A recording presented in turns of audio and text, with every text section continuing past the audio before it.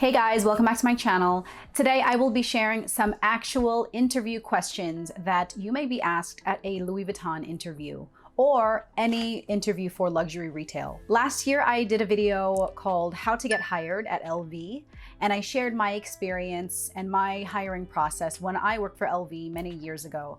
And while the logistics may have changed, the essence is still the same. So if you're interested in hearing kind of my employment history, what I did prior to LV, I didn't have any luxury retail experience, and I was hired, I think I was 19 or 20 at the time. My prior employment before I worked at LV consisted of waitressing and customer service at kind of smaller local boutiques.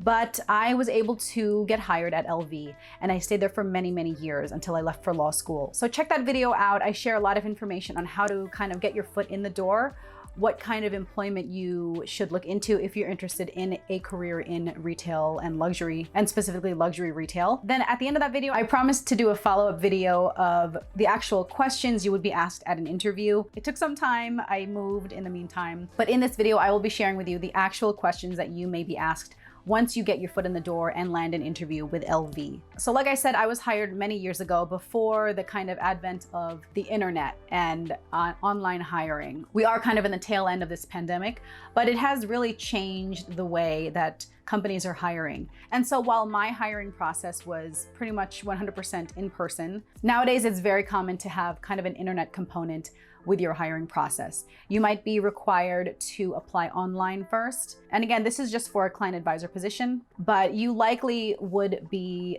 asked to participate initially in a group interview. Now these group interviews, it's a Zoom interview. So just like with an in-person interview, even with a Zoom interview, you still want to be presentable.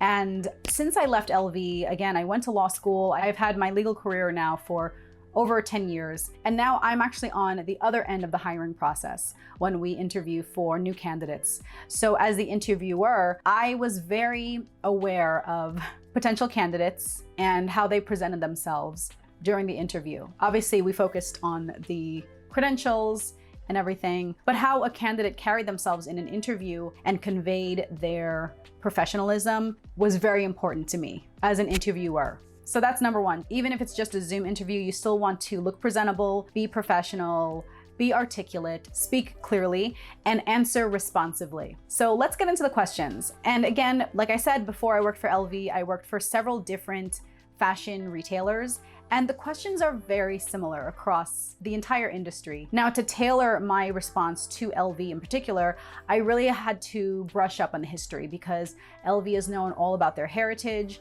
and the brand, and you really want to familiarize yourself with the company, where they started, what their first products were. You know, you don't have to memorize everything, but just familiarize yourself with the history of the company. And because you want to be prepared with the obvious question, which is, why do you want to work for us? And you need to be honest with yourself. Although you're being honest with yourself, you still want to be approachable and likable as a candidate. So what you don't want to say is, I want to work for LV because it's just such a hot bag right now. That's not ideal. So you just want to be prepared with how to answer why you want to work for LV. Now, one question you may be asked is, how did you make a sale with a difficult customer? And you want to be prepared. And even if you didn't work in luxury retail, and like I said, I personally did not work in luxury retail prior to working for LV, but I did have experience with customers. I had experience with clients and customer service and client interaction. So you want to go into your archives in your brain, think back to your employment, and especially if you have dealt with clients. It doesn't have to be in a retail setting. It could be any kind of customer or client interaction. It doesn't have to be retail sales, any kind of interaction where you are working for a company and you're dealing with a customer. It could be a vendor, it could be a store, it could be working for an HOA and you're dealing with residents in the area. What LV wants to know is that you are able to manage customer expectations. So just think back to any kind of a difficult interaction you had with a customer or client, customer or resident, any customer you had in your previous job. Think about a difficult time that you had with them and explain what you did to overcome that. Now, this particular question, how did you make a sale with a difficult customer? You can apply it to how you resolved any situation with your customer. And it doesn't have to be a huge sale. Just off the top of my head, a lot of our very difficult clients were perhaps not fans of LV themselves. It was a husband or a boyfriend who was buying a gift for their significant other who was a fan of LV. For them, you know, men typically who aren't fans of LV or luxury in general, when they come in, they often were so shocked at the sticker price. They had sticker shock looking at the prices of all these items, and they just could not comprehend why it was so expensive. And so there you go, that is a difficult customer, but we eventually triumphed and eventually we would make a sale. And so in that case, I would say, you know, we often had these husbands or boyfriends who would come in and they're not familiar with luxury retail or luxury goods and the handmade and the artisan quality of these products. And so I would walk them through the history. I would show them the difference in the items that we're selling, have them pull out their own kind of less expensive, lower quality wallet and show the difference in the stitching, how perfectly aligned everything is on our products, highlight the return policy, the exchange policy, the fact that we offer repairs, the fact that we will exchange an item if it's defective, you know, within a certain time frame. And we would help them to be comfortable with their purchase so that they can make their wife happy or their girlfriend happy, or vice versa if it's a guy, you know, whatever.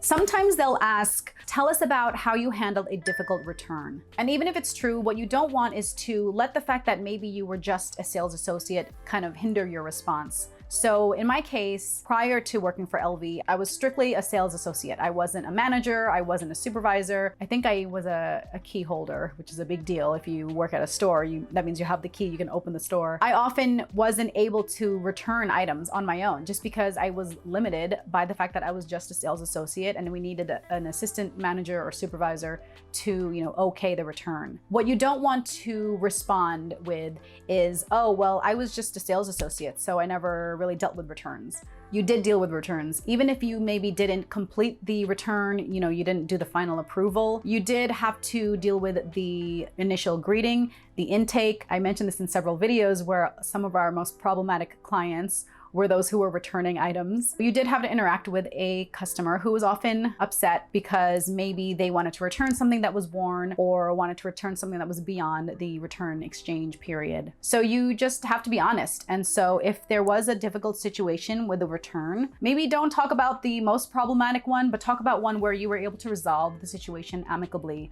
Whether it was a customer who wanted to return something and was beyond the return period and therefore you helped them exchange the item and they ended up purchasing several more. Or they wanted to return something and it turned out that item wasn't even purchased at your store, but you were able to help assist them with purchasing something else at your store. And then you ended up not having a return at all. It doesn't have to be a huge transaction in terms of monetary value. What you want to do is highlight the value that you brought to the company, which was bringing in a new customer and retaining a customer, even with a return, which is often very difficult. Another question you may get is, tell us about a time you handled a difficult situation with a coworker. If you watch my video where I talk about the toxic work environment at LV, in retail, you work with many people. You may get along with many of them and you may not get along with some of them. With this question, the employer wants to know, are you a team player? Are you able to get along with people that you may not like? Because you may not like someone and that's totally fine. Not everybody likes everybody,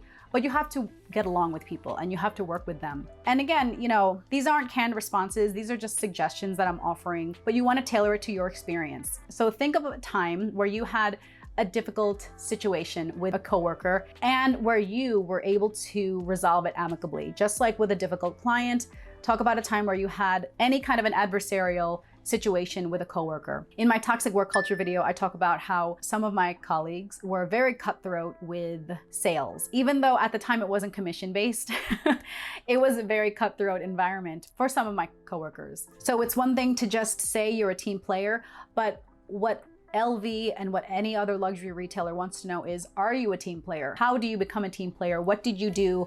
Give us a concrete example and explain to us what you did to resolve a situation. So for me, what I think really highlights this, and this also shows your leadership and taking initiative and problem solving skills, what I would talk about is, I mentioned opening up a brand new boutique from the ground up. And at this location, there were no policies and procedures that were in place the way they were at a prior location I worked at, which was very large and very established and had all the proper channels in place and processes in place, and it ran very smoothly. In this new location, it was a free-for-all, I mentioned.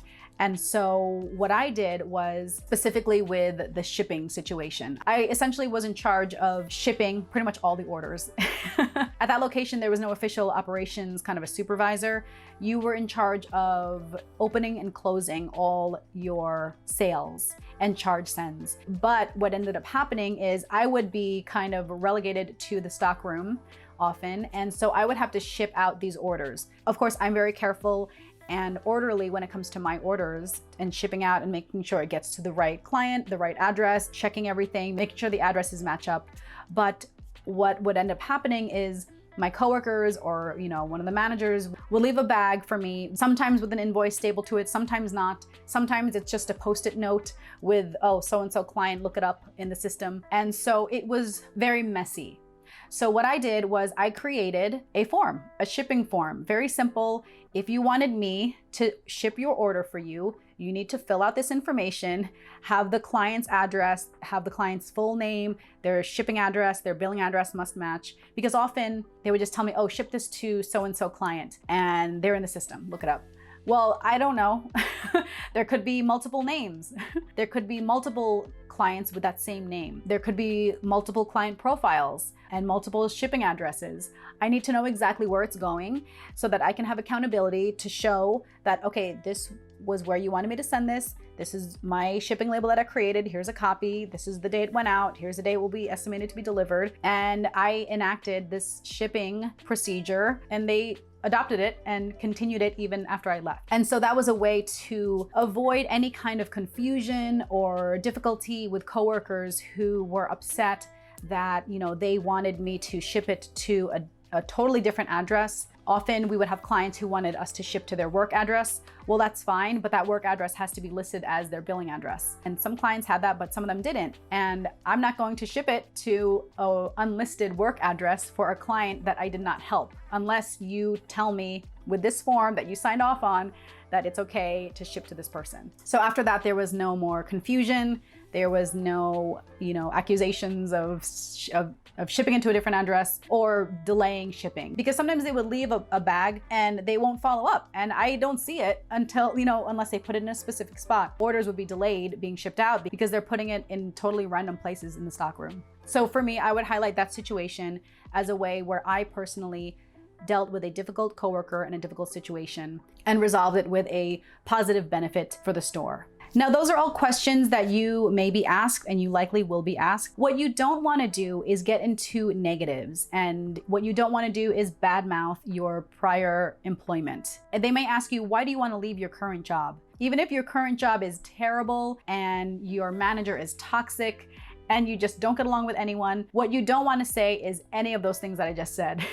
You don't want to say, oh, my manager is awful, they're so toxic, I can never get a day off, coworkers are rude. Don't complain. Do not complain. So your best response is not, I hate my job, but I'm interested in learning about other opportunities with this company and seeing how it could benefit both of us. So those are just some examples that you may be asked at an interview for a luxury retail job, specifically LV. I know for sure those questions were asked even recently at LV group interviews. Once you get through that initial group interview stage, then you'll hopefully be called back for individual interviews with the manager and then maybe with the director. But be prepared to answer all those questions and more. Be prepared to draw on your experiences at work, even if they were negative, especially if they were negative, and turn it into a positive. Highlight the positives that you brought to your job and how you can benefit this new company. So I hope you enjoyed that video. I think when I did my last video, people shared that they were interviewing with LV and then they ended up getting hired. So I'm so excited that you were able to watch my video and that it helped. Let me know if you are in the interview hiring stage at LV or any other luxury retail or any retail company. And if you have any other interview tips, go ahead and share it in the comments. And I hope to catch you in my next video. Bye.